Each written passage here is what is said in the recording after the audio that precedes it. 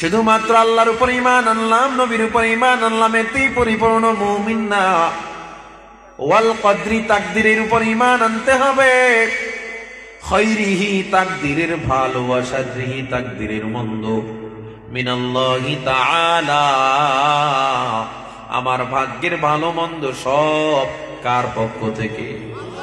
এই কথার উপরে বিশ্বাস আছে না নাই? সবাই বলেন।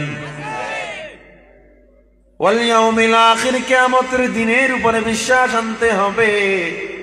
কিয়ামতের দিন আল্লাহ আমাদের আবার ওয়াল বাসি বাদাল মাউত, আবার আল্লাহ আমাদের পুনরুত্থান করবেন। এই কথার উপরে বিশ্বাস আছে না নাই? আসেনি? তাহলে 4 গুণের 1 নাম্বার গুণ যে ঈমানদার হওয়া, এই গুণটা আমাদের মধ্যে আছে। সবাই পড়ি আলহামদুলিল্লাহ। কিন্তু জান্নাতে যেতে আরো কয়টা গুণ লাগবে? মোট কয়টা লাগবে? সবাই হাত উঠান। কয়টা গুণ লাগবে? 4 গুণ দেখান। কয় গুণ? 4 গুণের মধ্যে 1 নম্বর গুণের নাম কি বলেন? ঈমানদার হওয়া। সবাই বলেন। হাত নামান। ঈমান বিশ্বাসের নাম, কিন্তু পরিপূর্ণ ঈমান, ঈমানদার হতে হলে শুধু বিশ্বাস দ্বারাই হয় না। ইকরার বিল লিসান, তাসদীক বিল জিনান, আমাল বিল আরকান। মুখে স্বীকার করা, অন্তরে বিশ্বাস করা, কাজে পরিণত করা। এজন্য আল্লাহ তাআলা বলে শুধু ঈমানদার হলেই হবে না। তোমার আমার মতো ঈমানদারের এই দুনিয়ায় অভাব নাই। সাউন্ড খুব disturb, gas gas gas gas, জনজনানি। হে মুসলমান ঈমানদার,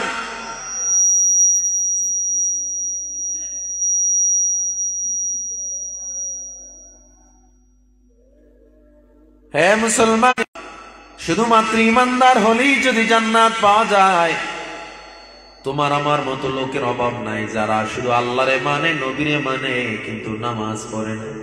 ঠিক কিনা জোরে কোন?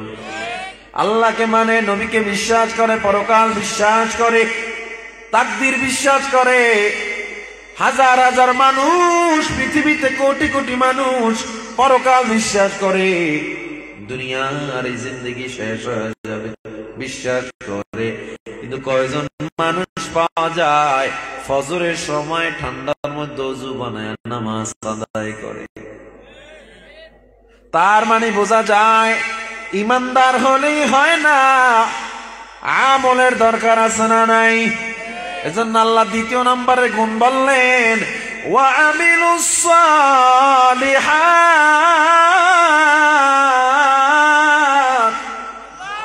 ঈমানদার হলেই হবে না, আমল লাগবে। আমল ছাড়া ঈমানের কোনো দাম নাই। তাফসীর ইবনে কাসীর, রাইসুল মুফাসসিরিন আল্লামা ইবনে আব্বাস রাদিয়াল্লাহু তাআলা আনহু জানায়া দেয়, আমলের মধ্যে আবার কিছু আমল আছে, আমল চোর আছে না নাই? হ্যাঁ, আমল করে সবাই জানে, নামাজ পড়ে, রোজা রাখে, হজ করে, যাকাত দেয়, ভালো ব্যবহার, মানুষের খেদমত করে, মসজিদ মাদ্রাসায় দানও করে, সবার মুখের সামনে সে আমলওয়ালা ঈমানদার। কিন্তু বান্দা তলে তলে সুদের সাথে কারবারি আছে না নাই? এই আমলওয়ালাও জান্নাতে যাবে? 40 বছর যদি কাবায় গিয়া গিলাপ ধরা লাভবাহিক বলে আসো, আর সুদের সাথে কারবারি থাকে, লাভ হবে না, হবে না, হবে না, কোনো লাভ নাই।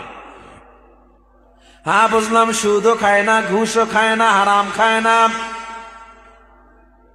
কিন্তু মা বাবার খেদমত করে না বলে লাভ নাই, লাভ নাই। কারণ মা বাবার খেদমতের এত দাম, এত দাম। নামাজ পড়ো, রোজা রাখো, হজ করো, যাকাত দাও, সব করো, তোমার উপরে তোমার বাবা খুশি না, তোমার মা খুশি না, তোমার ওই আমল আল্লাহর দরবারে পৌঁছাবে না। বুখারী শরীফের হাদিস, পয়গম্বর বলেন, ইবনে ওমর থেকে হাদিস বর্ণনা করা হয়, রিদুর রাব্বি ফি রিদাল ওয়ালিদ ওয়া সাখতুর রাব্বি ফি সাখতিল ওয়ালিদ। যেই সন্তানের উপরে বাবা খুশি হয়, ওই সন্তানের উপরে আল্লাহ খুশি হয়ে যায়। যেই সন্তানের উপরে বাবা বেজার, ওই সন্তানের উপরে আল্লাহ বেজার। কোরআনে আল্লাহর পাক রব্বুল আলামিন জানায় দেয়, ওয়াকাযা রাব্বুকা আল্লা তা'বুদু ইল্লা ইয়্যাহু ওয়া বিল ওয়ালিদাইনি ইহসানা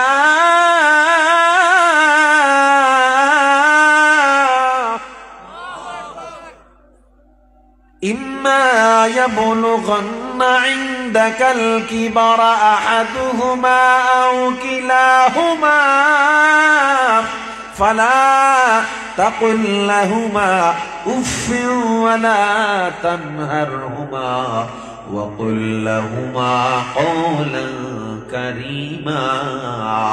মা বাবার ব্যাপার আল্লাহ তাআলা কি বলে দিলেন? মা বাবার সাথে ফালা তাকুল লাহুমা উফ, উফ শব্দ পর্যন্ত বলা যাবে না। আল্লাহ স্বয়ং কোরআনে মা বাবার জন্য দয়া শিখাইয়া দিলেন, রব্বির হামহুমা কামা রব্বায়ানি সগীরা। আমার নবী বলেন, হুমা জান্নাতুকা ওয়া নারুকা, মা বাবাই তোমার জন্য জান্নাত, মা বাবাই তোমার জন্য জাহান্নাম।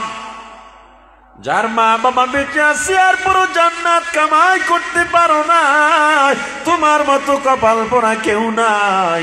আর এই দুনিয়ায় যার মা নাই বাবা নাই, সে বুঝে মা বাবার কত দাম। অনেকে আজকে ঘরে গিয়ে দেখবে মা এখনো অপেক্ষায়, বিছানাটা এখনো সন্তানের জন্য গুছায় দেয়। অনেকে গিয়ে দেখবে মা নাই, ঘরের বিছানাটা খালি, বাবার বিছানাটা খালি, পানের বাটাটা পড়ে আছে, মা নাই বাবা নাই। এদেরকে জিজ্ঞেস করো মা বাবা কত বড় সম্পদ। ও মুসলমান, দাঁত থাকতে দাঁতের মর্যাদা দাও, মা বাবার খেদমত করো। কারণ আমলের মধ্যে সর্বোত্তম আমল যেমন নামাজ, আর এই নামাজকে ঠিক রাখার জন্য জুজি অনেক আমল আছে, এর মধ্যে মা বাবার একটা খেদমত অন্যতম। যার মা বাবার খেদমত ঠিক নাই, নামাজ কিন্তু আল্লাহর দরবারে কবুল হওয়ার চান্স নাই। এই জন্য আমরা আমলের পাশাপাশি এই আমলটাও শক্ত করে নিব। হারাম কাজ তো করবো না, গুনাহ করবো না, পাশাপাশি মা বাবার সাথে আমরা অবদ্ধ হব না। কে কে রাজি? আল্লাহরে হাতটা দেখায় দাও। নারায়ে তাকবীর। খিদমতে মা দর পে দর কুন সুবহ শাম, তাকে বাশি দর্দ আলম নে কো নাম। খিদমতে মা দর পে দর কুন ইখতিয়ার, তাকে শবি দর্দ আলম বখতিয়ার। হে মুসলমান ইমানদার, ইমান আছে হবে না, মুখে দাবি করনেওয়ালা ইমানদারের অভাব নাই, আমল করনেওয়ালা ইমানদারের বড় অভাব। দ্বিতীয় নাম্বার পাইলাম আমলওয়ালা ইমান, এক নম্বরে পাইলাম ইমান, দ্বিতীয় নম্বরে পাইলাম আমল, তৃতীয় নম্বরে ওয়াতাওয়াসাউ বিল হক, সত্যের উপদেশ দাও। সত্যের উপদেশের ব্যাপারে কাদি সানাউল্লাহ পানিপতি রহমাতুল্লাহ আলাইহি তাফসীরে মাযহারিতে বলে দেন, সত্য কারা বলে, হক কথা কারা বলে? যারা আগে হকের উপরে থাকে। আমি হক কথা বলবো, আমার বাধা আসবে, হক কথা বলনেওয়ালা বাধাও উপেক্ষা করে না। আল হক্কু মুররুন, হক কিন্তু বড় তিতা। ইমাম ইমামতি করে, কমিটির গোলামি করে, হক কথা কয় না, চাকরি থাকবে না। বক্তা বক্তাগিরি করে, হক কথা কয় না, বক্তার দাওয়াত কমে যাবে। ভয় আছে না নাই? বক্তারে গ্রেফতার হতে হবে, এই চিন্তায় যদি বক্তা হক কথা না কয়, জবাব দিতে হবে কার কাছে? জোরে বলেন। কি হবে আলেম হয়ে ইমাম সেজে সমাজেতে, পারো যদি সত্য কথা উচ্চ স্বরে না বলিতে। চাকরির ভয় করো যদি, ছেড়ে দাও ওই না গদি। চাকরির ভয় করো যদি, ছেড়ে দাও ওই না গদি। কি হবে ধোঁকা দিয়ে আল্লাহকে, কি হবে বেঁচে থেকে অযথা বিদ্যা শিখে, যদি না গড়তে পারি শোষণবিহীন সমাজটাকে। কি হবে বেঁচে থেকে, কি হবে লেখালেখি কলমবাজির এই মহরাম, সমাজের আসল চিত্র যদি না যায় তুলে ধরা।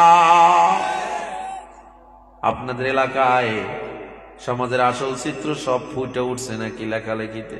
না না, টাকা দিয়া সত্য ঢাকা হয়, ঠিক কেনা ধরে কম। আপনাদের এই এলাকার মানুষ, বিশ্বনাথের মানুষ সব দরবেশ, কেউ ঘুষ খায় না, ঠিক না? যদি ওই ঘুষের বলে কলমটা উল্টো চলে, চলেনি ঘুষের বলে কলম উল্টা? তোমার জমি তোমার বাপ দাদার নামে, তুমি জমির খতিয়ান দাগ সব তোমার নামে, আর একজনে ভূমি অফিসে যাইয়া বান্ডিল দিয়া তোমার জমি তার নামে লেখাই নিছে। নাই, বিশ্বনাথে এমন হয় নাই? আছে না নাই? যদি ওই ঘুষের বলে কলমটা উল্টো চলে, তবে কি যাবে রোখা দুর্নীতিকে? যাবে নাকি? কি হবে বেঁচে থেকে অযথা বিদ্যা শিখে, যদি না গড়তে পারি শোষণবিহীন সমাজটাকে? কি হবে শেষ নবীজির উম্মত বলে দাবি করে, যদি এই নবীর চেয়ার কাদিয়ানীরা দখল করে? নবীজির জন্য যদি রক্তের বহে নদী, তবুও হটবো না এই দাবি থেকে, ঠিক কিনা? কি হবে বেঁচে থেকে? হে মুসলমান, নিজে সত্য কথা বলো। আসিদকু ইউনজি ওয়াল কিযবু ইহলিক। সত্য মানুষকে মুক্তি দেয়, মিথ্যা মানুষকে ধ্বংস করে দেয়। সত্য বলো, মিথ্যা আশ্রয় নিও না। আমর বিল মারুফ নাহি আনিল মুনকার, সৎ কাজের আদেশ দাও, অসৎ কাজ থেকে মানুষকে ফিরাও।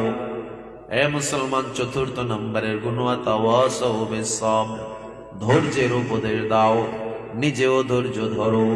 কারণ ধৈর্য এমন একটা মহান গুণ, মুসলিম শরীফে পয়গম্বর জানান, আবু সাঈদ খুদরি রাদিয়াল্লাহু তাআলা আনহু বলেন, যার ধৈর্য যত বেশি সে তত জান্নাতের কাছাকাছি। সুবহানাল্লাহ। ধৈর্য এক মহৎ গুণ। আল্লাহর উপরে ভরসা যাদের আছে, এরা হারাম তো খেতে পারে না, যত কষ্ট ধৈর্য ধরে আল্লাহর কাছেই যাবে। ঘরে অভাব, টাকা নাই, পয়সা নাই, ঘরে অভাব, এরপরেও গরিব, যত অভাব থাকুক হালাল কামাই করনেওয়ালা ইমানদার কখনো গ্রামীণ ব্যাংকে যায়, ব্র্যাক ব্যাংকে যায় সুদে টাকা নামায়া বাজার করে না, ঠিক কিনা? অভাবে পড়ো হে মুসলমান, অভাবে পড়লেই তোমার ঈমান নষ্ট হয়ে যায়। অভাবে পড়লেই আমরা আল্লাহরে ভুলে যাই। যত বড় আল্লাহওয়ালা দাবি করেন আর যা করেন, যাই দাবি করেন, ধৈর্য না থাকলে এই ঈমান আর আমল দিয়ে আল্লাহর দরবারে ছাড় পাওয়া যাবে না। ধৈর্য এক মহৎ গুণ।